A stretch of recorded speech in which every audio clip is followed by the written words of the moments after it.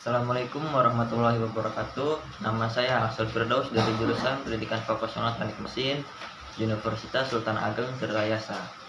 Jadi di sini saya akan mempresentasikan hasil kerja saya yang berjudul Teknologi Mesin Kendaraan Ringan.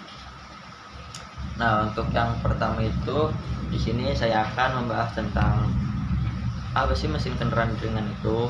Jadi pada kendaraan itu memiliki komponen, yaitu komponennya itu berfungsi untuk menghasilkan tenaga untuk yang pertama kali pada saat mesin baru pertama kali dinyalakan. Jadi mesin ini digunakan pada kendaraan, dan mesin ini juga dengan pembakaran dalam atau internal combustion engine ini berfungsi dari mesinnya itu untuk menghasilkan tenaga putar dari proses pembakaran campuran udara, dan bahan bakarnya itu di pembakaran dapat terjadi di dalam mesin apabila telah memenuhi beberapa persyaratan.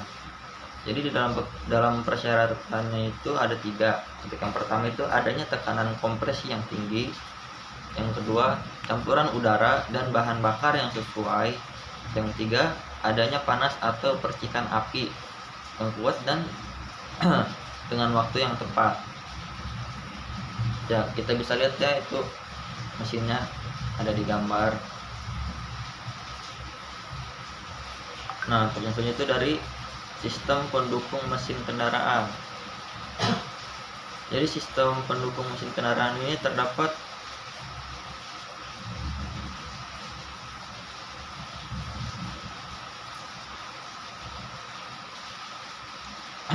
maaf, kendaraan teknis.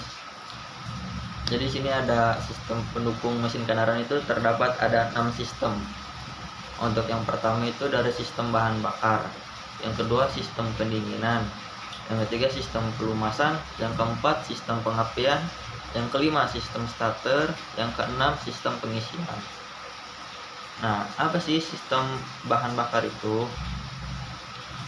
Jadi sistem bahan bakar ini secara umum atau bahan bakarnya itu merupakan salah satu bagian dari kendaraan yang berfungsi menyimpan bahan bakar dan menyalurkannya ke seluruh bagian mesin.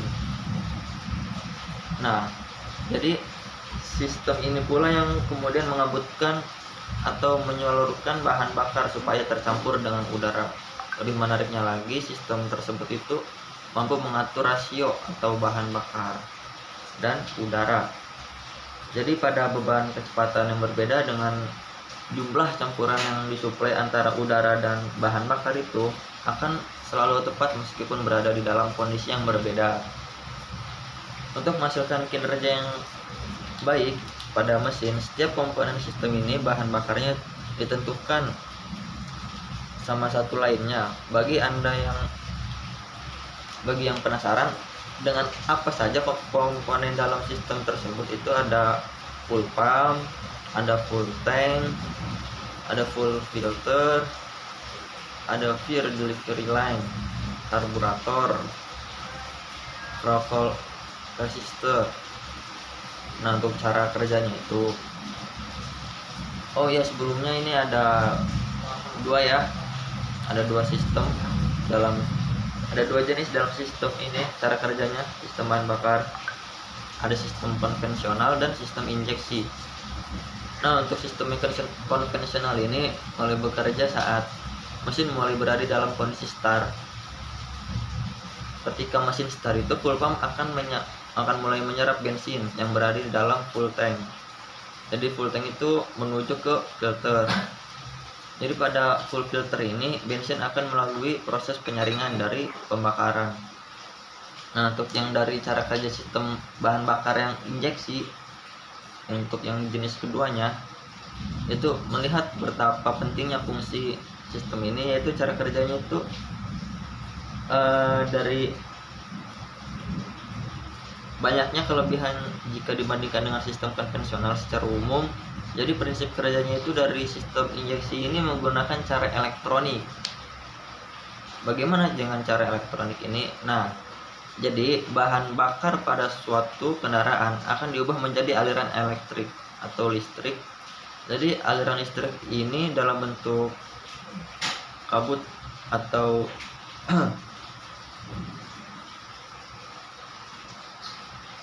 tersebut kemudian diproses dengan volume yang sesuai dengan kapasitas otaknya atau dari ECU. Jadi pengontrolan sistem injeksi itu adalah ECU. Lebih detailnya, pulpen akan bekerja sebentar menekan selang bahan bakar pada kunci kontak dihidupkan. Kemudian ketika kendaraan mulai di starter, pulpen akan kembali bekerja dan injektor mulai menyemprotkan bahan bakar. Jadi semua proses yang terjadi pada sistem injeksi ini dikontrol langsung dengan ECU. Nah, terus selanjutnya dari sistem pelumasan. Jadi pelumasan itu adalah suatu sistem atau rangkaian pada kendaraan, di mana pelumasan ini ditampung atau disedot.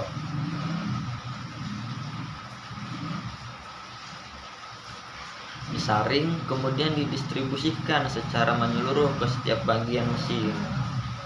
Jadi media pelumasan ini digunakan pada sistem pelumasan.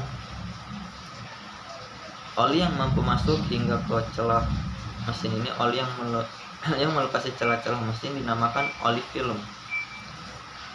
Jadi lapisan ini menempel sangat kuat pada komponen mesin dan sulit dilepaskan. Nah, oleh karena itu membuat setiap kali komponen mesin yang mayoritasnya tersebut dari logam atau bergesekan, jadi lapisan tersebut itu dapat menjadi penghalang terjadinya gesekan langsung. Jadi sistem ini dibuat dengan memperhitungkan beberapa fungsi. Nah, dan selanjutnya itu dari sistem pendingin. Jadi mengapa harus ada sistem pendingin di dalam mesin ini? Jadi untuk mendinginkan mesin pada saat suhu mesin itu sudah mencapai 90 derajat lebih. Apabila mesin sudah mencapai suhu 90 derajat lebih atau sampai 180 derajat, itu sirkulasi udara atau sistem pendingin ini akan menyala. Seperti halnya dengan termostat. Cara kerjanya termostat. Apabila suhu mesin itu masih di bawah 80 derajat atau 90 derajat, si termostat itu belum bekerja. Apabila suhu mesin itu sudah mencapai 90 atau 190 derajat lebih, itu akan bekerja untuk mensirkulasikan air ke berbagai mesin. Jadi untuk selanjutnya lagi itu dari sistem pengapian. Jadi sistem pengapian ini adalah rangkaian mekatronika yang digunakan untuk menyalurkan energi listrik atau bertegangan tinggi dengan input bertegangan rendah ke busi untuk dikonversi menjadi percikan api. Untuk prinsip kerjanya ini yaitu digunakan pada sistem pengapian, itu untuk mengubah energi dari energi listrik menjadi percikan api. Pada dasarnya itu energi listrik diubah ke bentuk energi kalor atau energi gerak. Namun karena beda potensial antara kedua kutub cukup besar, maka akan ditimbulkan loncatan elektron. Untuk yang selanjutnya itu dari sistem starter. Jadi sistem starter ini pada umumnya sering kita jumpai ya pada sebuah mesin. Setiap mesin lah pasti ada starter atau untuk tombol menyala. Jadi pada salah satu kendaraan mobil ini atau motor lah, mesin pada kendaraan tersebut memerlukan sistem starter agar mesin itu hidup. Ringkasnya, dengan adanya sistem starter pada sebuah mesin, maka akan dapat mengubah arus listrik pada aki menjadi energi mekanik. Jadi energi mekanik ini nantinya akan berguna untuk menggunakan atau membuat mesin tersebut dapat hidup dan bergerak. Nah, selanjutnya itu dari sistem pengisian. Mengapa harus adanya dengan sistem pengisian?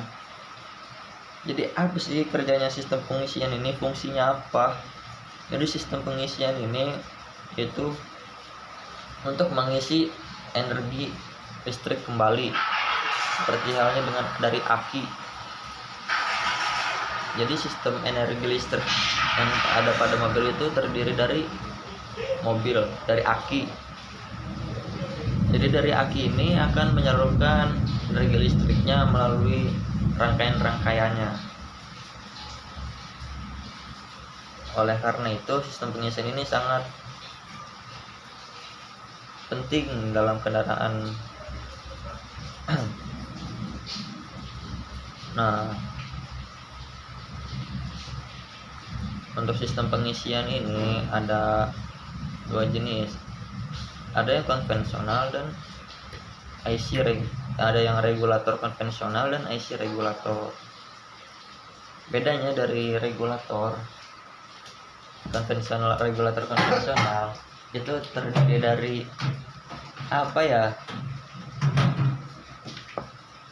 pokoknya komponen-komponennya itu dari alternatornya itu terpisah, tidak menyatu. Dan apabila dari IC regulator itu alternatornya menyatu pada IC regulatornya. IC regulatornya menyatu kepada alternator. Nah, untuk selanjutnya itu dari jenis-jenis mekanisme katup. Jadi dari jenis-jenis mekanisme katup ini terdapat ada 4 jenis. Yang pertama dari OHV atau overhead valve. Apa sih mekanisme OHV ini? Merupakan sebuah mekanisme komponen di mana katup terletaknya di bagian kepala silinder, dengan poros nok atau camshaft terletak pada blok silinder. Jadi mekanisme OHV ini juga sering disebut sebagai mekanisme katup klasik karena tipe ini memang sudah lama digunakan pada saat awal penemuan mesin 4 tak. Jadi ciri khas dari mekanisme OHV ini, pushrodnya itu atau batang pendorongnya itu terletak di samping mesin. Atau yang membuat ciri khasnya lagi, pushrodnya ini bisa dijadikan patokan untuk mengetahui posisi top pada mesin.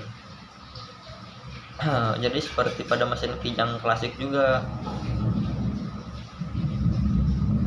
Nah, untuk yang selanjutnya itu dari OHC, overhead camshaft.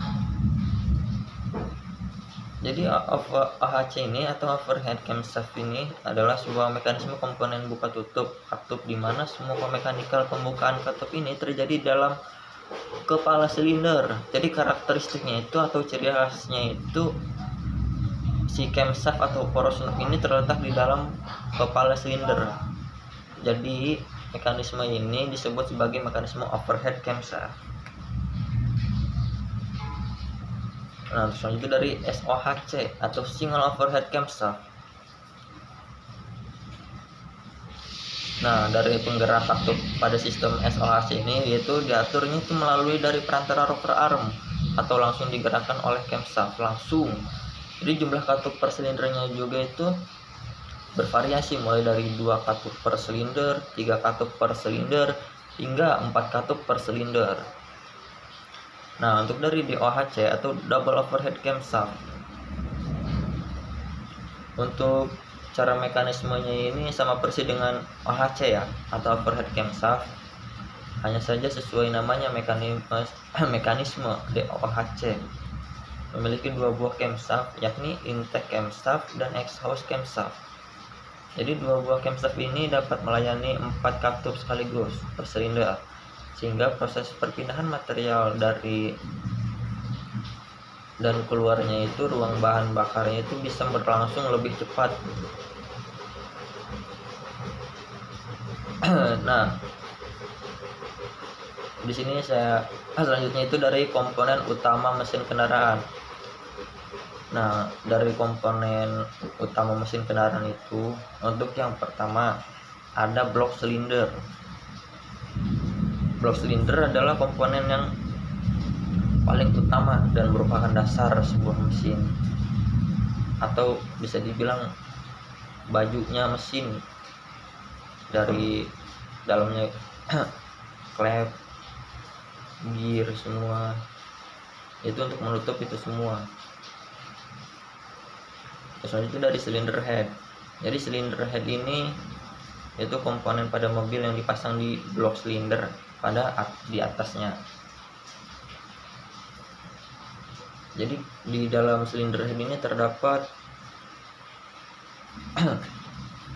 klep-klep yang tersimpan di situ. Dan di silinder head ini terdapat adanya water jacket, ruang bakar, exhaust valve, lubang busi, lubang baut kepala silinder, dan intake valve. Apa sih fungsinya dari water jacket? Jadi water jacket itu untuk mensirkulasikannya air dari sistem pendinginan itu. Terus saja dari ruang bahan bakar. Nah, dari ruang bakar ini terdapatnya dari busi atau dari langkah kompresi menjadi pembakarannya itu. Nah, itu ruang bakarnya tuh ada pada di gambar. Nah, terus selanjutnya dari exhaust valve. Dari exhaust valve ini atau pembuangan ada yang terdapat pada di gambar situ ya, klep itu. Dan intake valve atau intake hisap. Dan selanjutnya dari lubang busi. Nah, lubang busi itu untuk menghasilkan percikan api. Lubang baut untuk memasukkan silinder baut ke komponen atau untuk menggabungkan komponen blok mesin. Dan selanjutnya dari piston. Jadi piston itu jantungnya mesin yang berperan langsung pada proses pembakaran untuk menghasilkan tenaga. Piston yang bergerak naik turun ini akan menghasilkan energi ke bagian semua mesin atau menjadi energi gerak. Selanjutnya dari stang piston. Stang piston ini atau connecting rod memiliki fungsi utama sebagai penghubung antara piston dan poros engkolnya. Selanjutnya dari ring. Nah, ring ini yang terdapat pada piston itu berfungsi untuk merapatkan piston dengan blok silindernya. Dari poros engkol dan camshaft ini atau energi geraknya itu akan diubah menjadi energi putar oleh poros engkol atau camshaft. Jadi poros engkol itu untuk merubah energi putarnya menjadi energi geraknya menjadi energi putar. Selanjutnya dari karter atau olipan. Itu berjalan untuk karter ini atau oil pan ini berfungsi untuk menampung oli mesin yang digunakan sebagai volume seluruh komponen mesin. Nah, untuk selanjutnya itu dari menghitung perbandingan kompresi dan kapasitas pada silinder. Bagaimana sih cara menghitungnya ini? Nah, kita bisa lihat di gambar. Untuk cara menghitung atau cara mencari solusi dalam pembakarannya itu. Untuk yang pertama itu dari rumusnya itu dari F1 ditambah V2 dibagi V1. Jadi V1 ini atau volume ruang bakar. Yang kedua, yang V2 itu volume langkah piston. Nah, untuk contoh soalnya, jadi sebuah motor ninja 4 tak dalam STNK tertulis kapasitas mesinnya sebesar 249 cc. Diketahui sebuah ruang bakarnya itu adalah 10,5 cc. Tentukan perbandingan kompresi dalam motor tersebut. Nah, diketahui V1 20,5 cc dan V2 nya itu 249 cc. Jadi perbandingan kompresinya ini yaitu V1 ditambah V2 dibagi V1 kan.